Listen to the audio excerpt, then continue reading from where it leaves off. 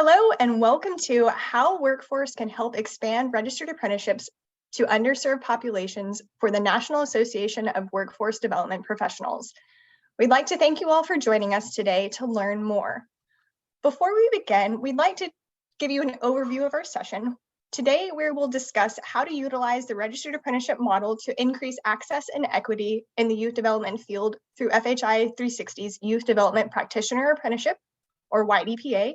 We will also provide insight into FHI 360's motivation for establishing the registered apprenticeship while providing information on partnering with local workforce systems. My name is Jennifer Cowns, and I serve as a project manager for the National Institute for Work and Learning for FHI 360. And I'll be one of your presenters today, along with my colleague, David Williams. Pleasure to meet you all. My name is David Williams. I serve as the Workforce Development Specialist, leading the National Institute for Work and Learning and the Youth Development Practitioner Apprenticeship. Thank you. A lot of you may be wondering, what is an apprenticeship? So let's begin with a quick overview of the Registered Apprenticeship Model. Apprenticeship is a sustainable workforce development solution that provides paid on-the-job training with classroom instruction to prepare workers for highly skilled careers. Apprenticeship programs help employers recruit, build, and retain highly skilled workforce, where workers benefit from apprenticeships by receiving skills-based education that prepares them for good-paying jobs and provides them with a portable national credential. This flexible training model provides an apprentice with the opportunity to be mentored by highly skilled employees, creating a knowledge transfer from one generation of workers to the next. So let's go over some of the benefits of registered apprenticeship. With over 600,000 apprentices nationwide, apprenticeship comes with numerous benefits to both the employer and the apprentice. Apprenticeships provide a repeatable, organized framework for recruitment, hiring, onboarding, and the advancement of employees while meeting industry standards. Unlike other training models, an apprenticeship allows companies to create their own stable and reliable pipeline of qualified workers, where employers utilize the apprenticeship model. Employers who have utilized the apprenticeship model have lowered the cost of recruitment due to increased retention, with 92% of individuals completing an apprenticeship maintaining employment. Programs provide apprentices with the opportunity to earn as they learn, while avoiding significant student debt. Nationally, the average starting salary for an apprentice after program completion is $72,000. And beyond these benefits, a registered apprenticeship program can provide access to federal and state resources that may aid in program development or sustainability, including assistance from the local workforce system, which we'll cover shortly. While apprenticeships and internships both provide work-based learning experiences for the participant, there are a number of differences between the two. Generally speaking, internships tend to be short-term, averaging 1 to 3 months, while apprenticeships are at least 1 year in length. Internships are often unpaid and often focused on entry-level skill creation, while apprenticeships are paid work experiences that provide individuals with structured training focused on the needs of a specific organization. One of the biggest differences between an internship and an apprenticeship is the attainment of a credential. While apprenticeships lead to an industry recognized credential, internships typically lack that credential attainment. So let's go ahead and move into the local workforce system. If I've learned anything in my work with apprenticeship, it's this: successful design and implementation of an apprenticeship program requires collaboration and coordination with partners. Apprenticeship employers should consider partnering with local workforce systems for long-term sustainability. Now that we have a better understanding of apprenticeships, let's discuss the local workforce system and how apprenticeships can partner with them. The Public Workforce System is authorized under the Workforce Innovation and Opportunity Act, otherwise known as WIOA, and was designed to address the employment and training needs of businesses and job seekers. Local workforce systems deliver services to individuals and employers in order to develop the nation's workforce while supporting economic expansion. The services provided by the workforce system include career readiness training, career navigation, funding for skills training, and services for employers such as customized training or even career fairs. The public workforce system can support the sustainability of an apprenticeship program. And now I'd like to turn to a pre-recorded interview where I discuss the benefits and considerations for an apprenticeship program and partnering with a local workforce system. I'd like to introduce Ashley Sellers, the Chief Executive Officer of the Central Oklahoma Workforce Investment Board. Today, we are going to discuss the integration of registered apprenticeship with the local workforce systems. So Ashley, my first question to you is, why would an apprentice sponsor engage with a local workforce board? What are some of the benefits of doing so? Sure. The sponsor, when they engage with the local workforce board, there's different funding streams that we can utilize and help pay for different things. On-the-job learning, we can assist with that, so we could reimburse the employer up to 50% of the wages for up to 6 months is what our local board will allow. And I should say that all local boards have the flexibility of determining what they're going to fund. But we can assist with paying for the on-the-job learning, we can help with supportive services, anything that's required of all, we can help, which removes barriers from those apprentices. It also helps the apprentice be able to commit fully to the program. Let's talk about the target population. What target populations do local workforce boards typically work with? Sure, we are working with low-income adults, anybody that's been recently dislocated within 6 months of dislocation, they've received UI, they would be eligible for our program, and youth 16 to 24 out of school and a barrier to employment. And this can be anything from foster youth, involved with the justice system, pregnant or parenting, they did not graduate from high school, they were a dropout. But then we also focus on those target populations such as DOC, Department of Corrections. If you've been justice involved, we do try to tap into that unused labor pool.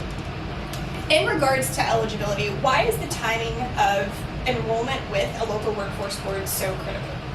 It's critical because you can't pay for anything until their eligibility has been determined. So in our system, they have to be enrolled, the uploaded documentation has to be there, and they have to be approved by quality control. Once that's done, then we can start the process of paying for services. If it's done out of sync, then you could have disallowed costs, and that's something we always try to avoid. How can an apprenticeship sponsor work with a local workforce board to ensure that the timing of eligibility determination is correct? That's where we were able to identify the time of doing it during orientation. So they are learning about the apprentice program, all the while it gives us the opportunity to determine eligibility.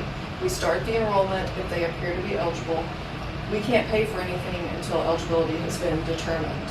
And there are multiple entry points, I guess you could say. So if they're already in the apprentice program and they have not been enrolled in WIOA, then we would not be able to help with the on-the-job training or on-the-job learning. But we could assist with supportive services if they still had needs that had not been met. Okay, so back to that point on not being able to assist if they're already in the program.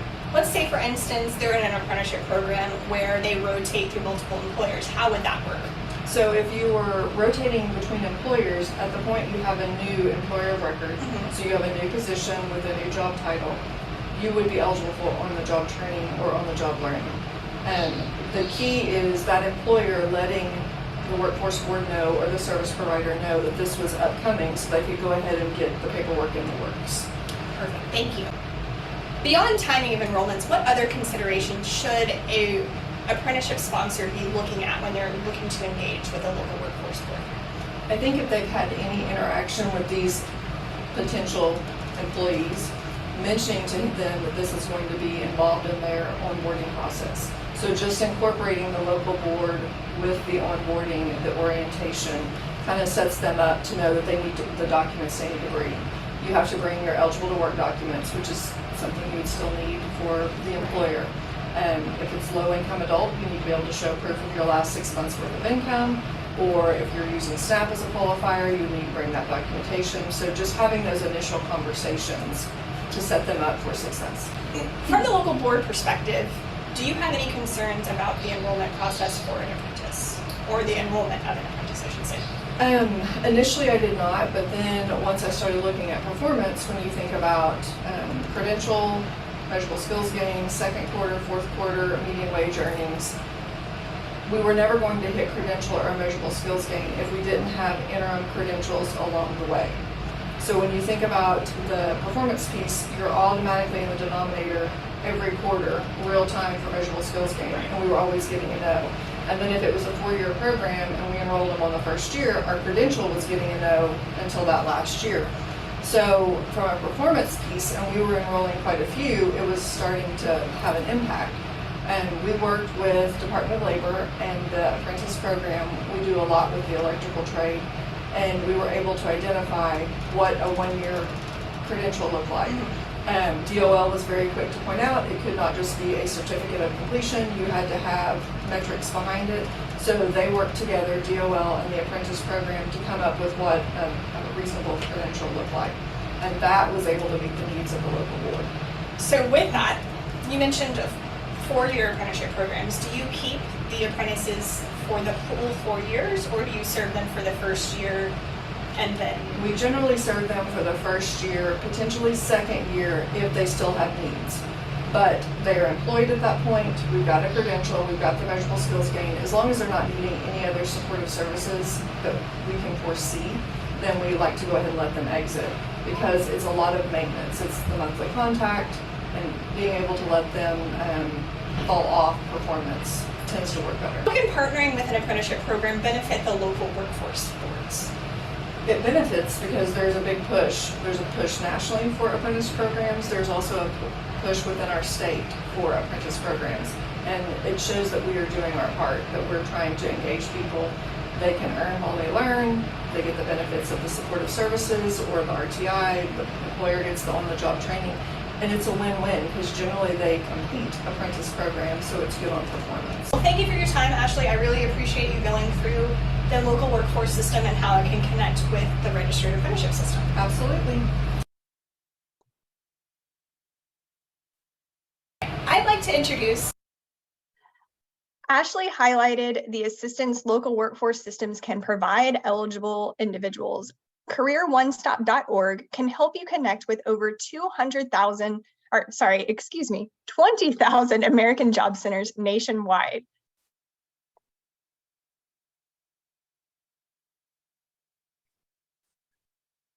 So to recap, the local workforce boards can provide support to eligible individuals in apprenticeship programs in numerous ways, including on-the-job learning, where employers can receive reimbursement of on-the-job training wages up to 50%.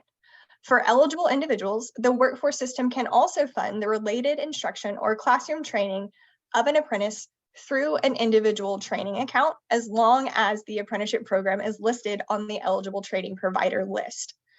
To help the individual achieve success in the apprenticeship, funds can be utilized to cover the supportive services needed for an apprentice participation in a program, such as tools, uniforms, or books. So let's move into performance.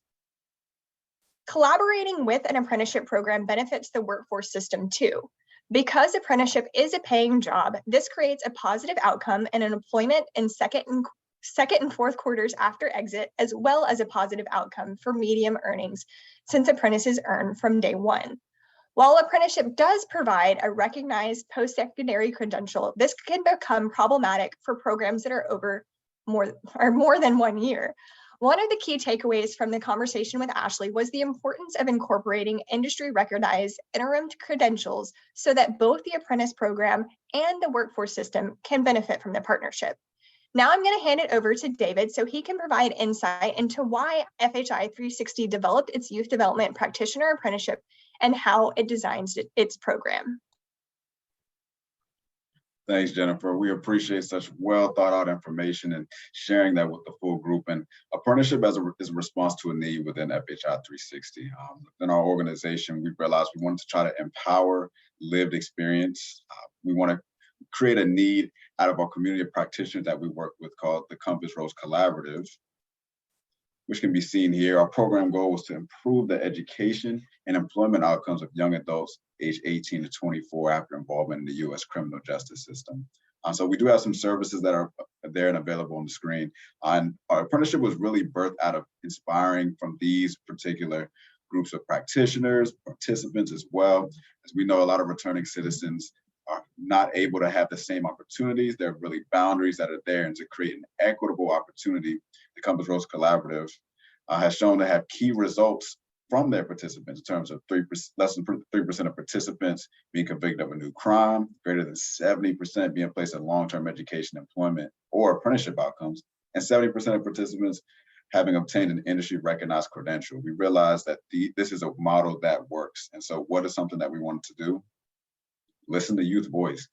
The participants in this program really let us know they really want to service and work with youth audiences. They want to be in these youth serving occupations, give back to their community. A lot of individuals want to find a way to maximize their lived experience and share with the next generation, so that way they don't make the same mistakes, but they also maximize on opportunities that may have been missed out on as well.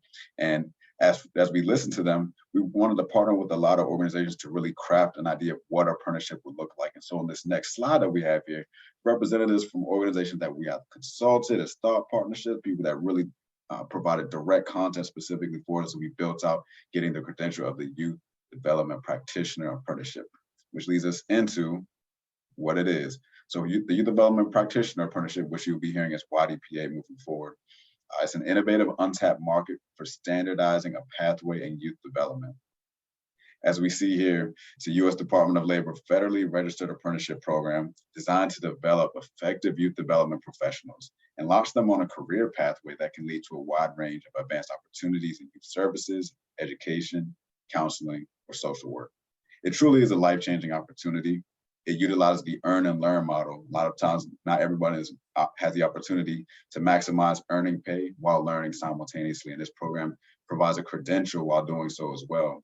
We encourage people not to just give the minimum wage, but to give a livable wage. We all know that there's a distinct difference in between doing so. And it's not only life-changing because of those aspects, but for individuals that have benefited firsthand from youth programs, that benefited from having great mentors, youth workers, directors, and they want to step into the roles themselves, this apprenticeship was designed specifically for them.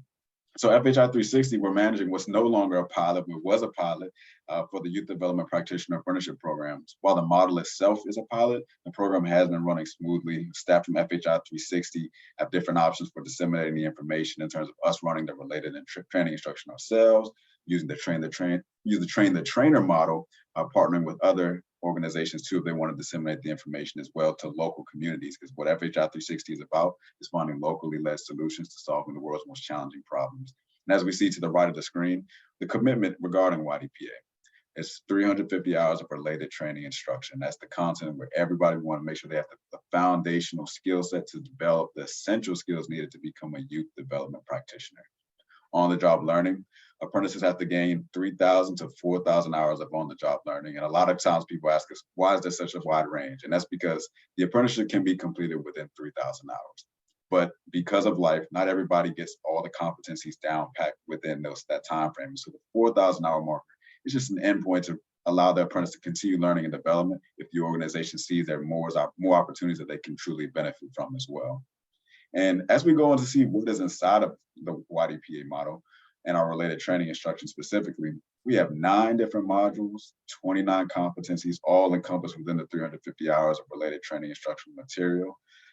Modules are 1 through 4 lead to an interim credential, and then they become a competent practitioner after completion of modules 5 through 9.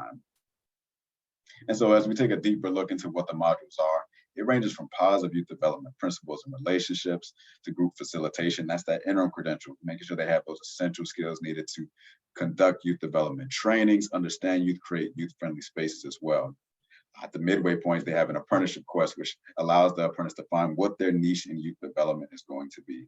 I like to say it's like creating your major in youth development, identifying what your next career path is going to be. And so that way, from modules 5 through 9, that make you a competent practitioner, you're able to focus the learning modules specifically along those career paths as well.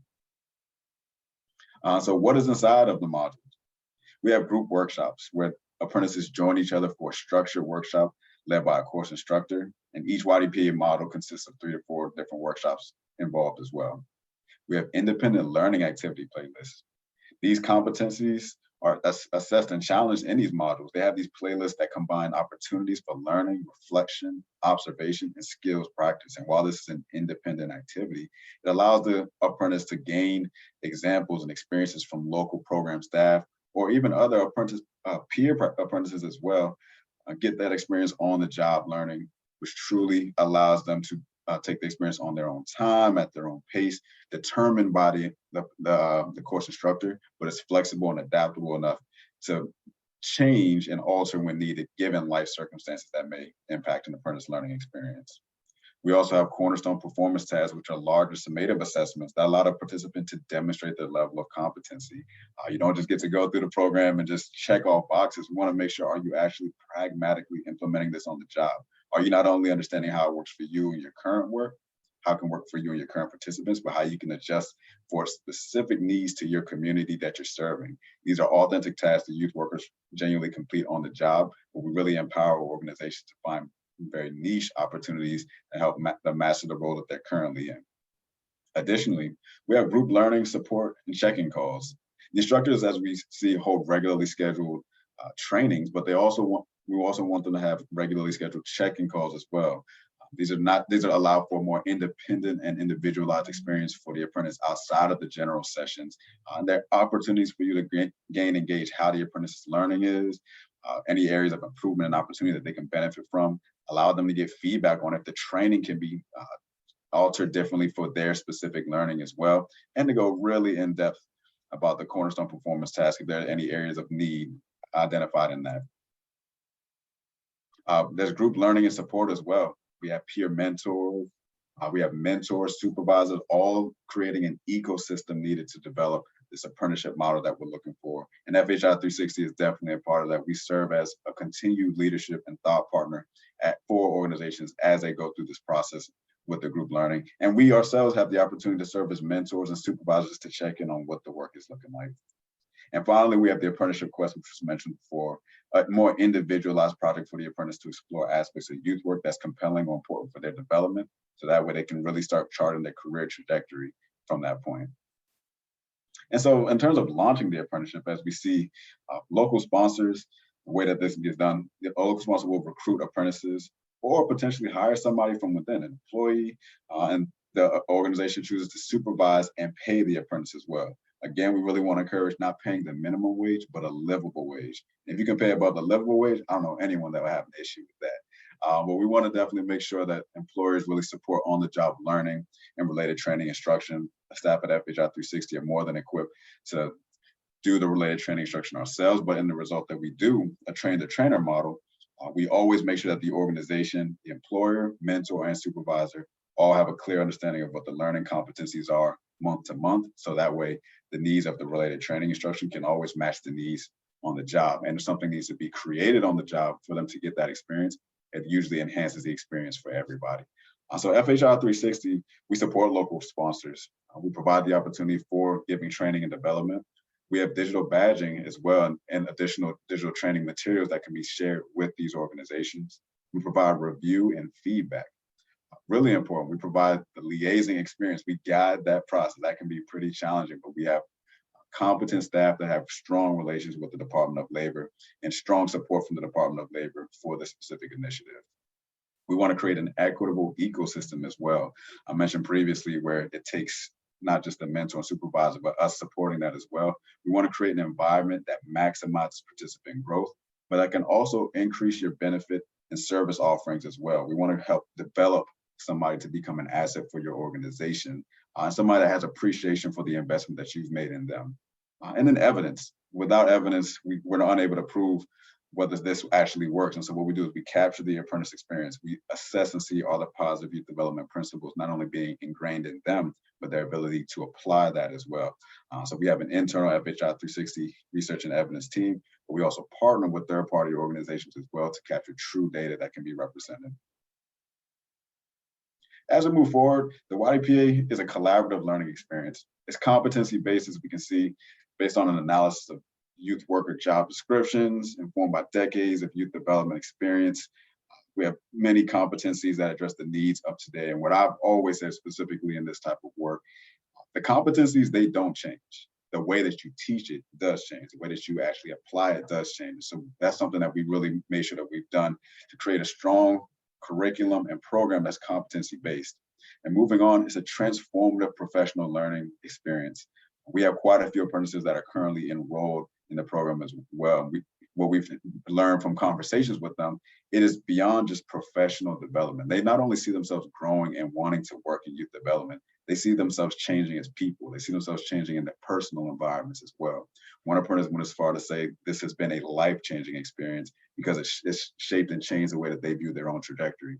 We've had apprentices who want a certain career path and have transitioned to wanting to work full-time with youth development as well. So it does create an opportunity for transformative professional learning, but also personal learning too.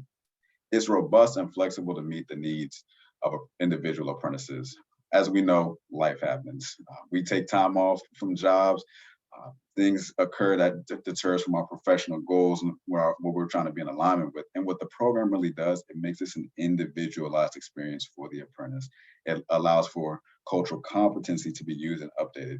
The curriculum and our whole structure, it is that, it's a skeleton. And so partnering with employers, that's how we have the meat, that's how we have the muscle to give it sustenance, to make it something that can be changed and needed for the specific organization and the apprentice learning experience as well. And this entry-level readiness with a full career pathway view. While they're not only just gaining entry-level skills, they're gaining essential skills. We're accustomed to saying soft and hard skills, but they're getting the essential skills needed to be a positive youth development practitioner. What we want to highlight for you all are just some career pathways. We'll take a few moments just to view what some of the career pathways can be for a youth development practitioner.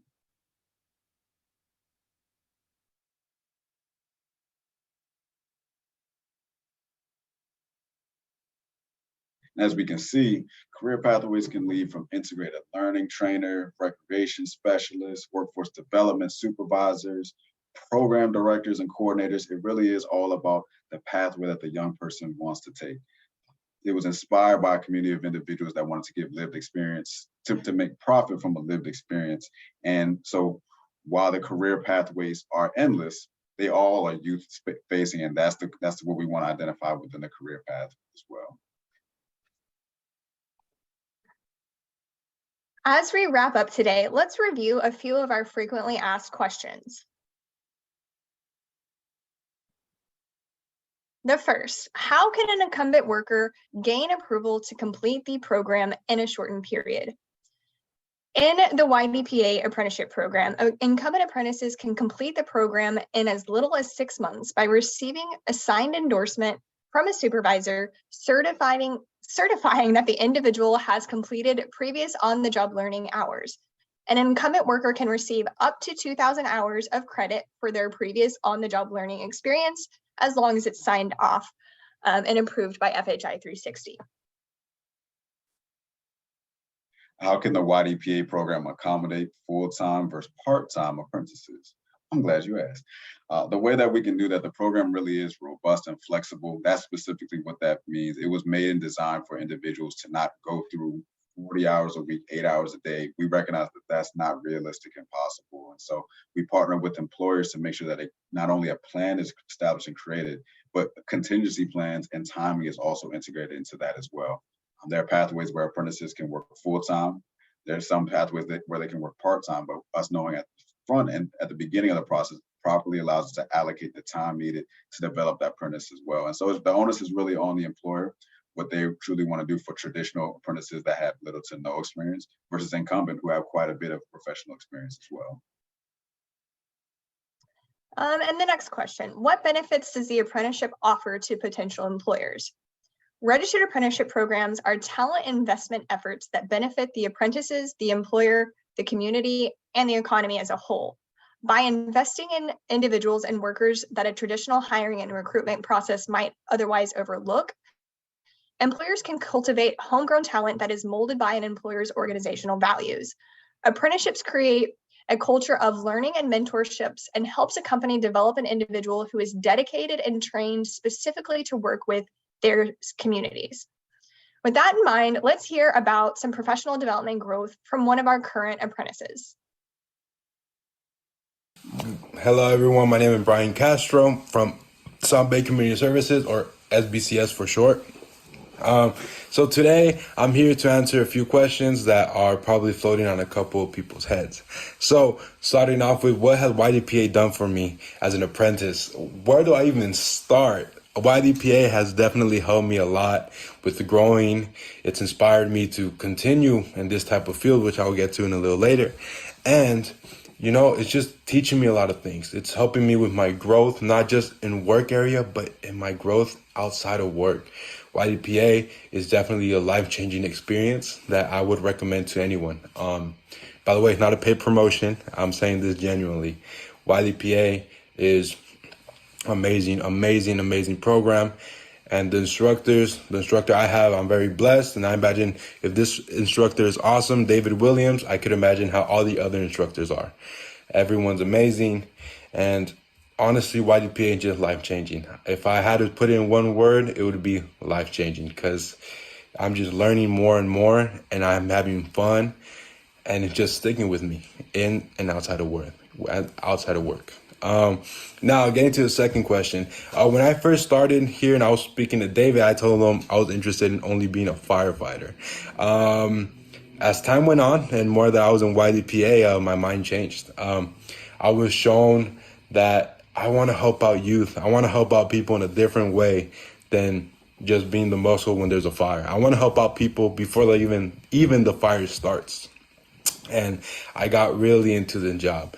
I definitely have to give my toodle to YDPA and SBCS. They have definitely helped me grow into the person I am today, definitely. And I'm very grateful.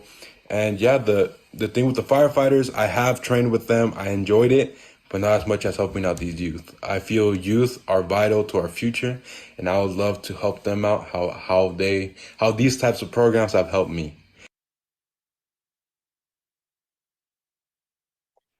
Well, we are so grateful to receive the great feedback from one of our current apprentices, Brian.